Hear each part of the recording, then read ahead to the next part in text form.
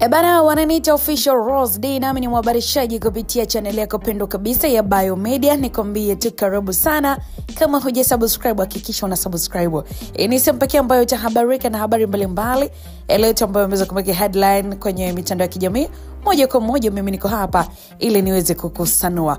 Ebana, leo tunakamata na kupita na kauli ya Diamond Platnumz kwa Alikiba ambayo inaonekana kuzua gumzo mitandaoni.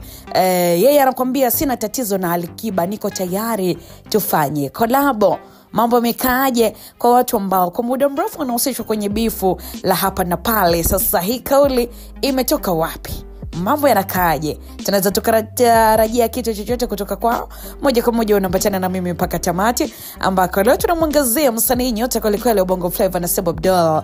Huyu unaweza kumuita Diamond Platnumz kwa jina lake maarufu, ambaye amefunguka kwa mara ya kwanza kuhusu heshima kubwa ambayo alionayo kwa msanii mwenzake Alikiba, licha ya kwamba kuna tofauti ambazo ziliwahi kutokea kati yao katika tasnia ya muziki. Moja kwa moja wote tunafahamu.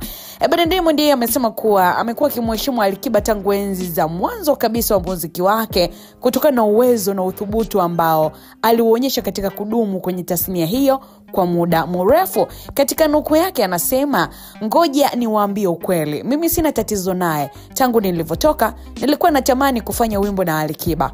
Naheshimu sana kwa jinsi alivyoendelea kubaki kileleni mpaka leo. Watu wengi wanadhani ni jambo dogo, lakini kumaintain status ni kitu kigumu sana.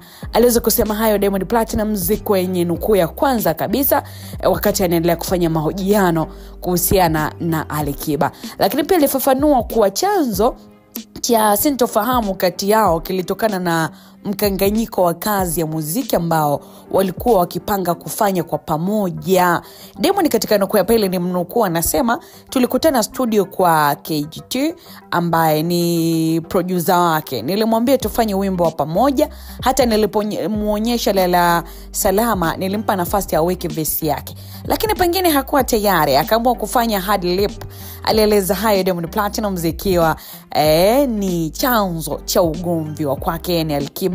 Hii sintofahamu ilitokana na nini? Wengi wamekuwa kijiuliza kwa nini ambacho kinawashindanisha wawili hawa. Lakini pia bwana mkubwa iliongeza kuwa hakuwahi kuchukulia tofauti hizo kama ugomvi binafsi, bali kama jambo la kawaida katika kazi ambazo wanazifanya, kwamba anything can happen, chochote kinaweza kutokea na mkapishana mkakwaruzana na mambo kama haya.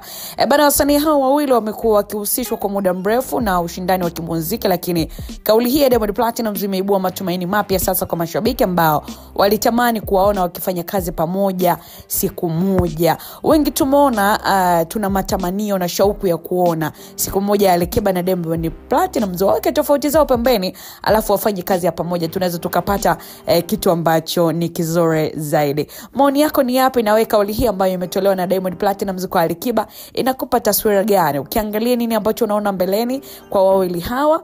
Unafikiri siku moja bifu hili litamalizika na tukaona kitu kwa pamoja, ama tukaona wakiwa pamoja tena? Basi utadondosha comment yako, na ikiwa hivyo wewe utalipokea jehele, andika na hapo umeweza kuenjoy. Till next time, bye bye.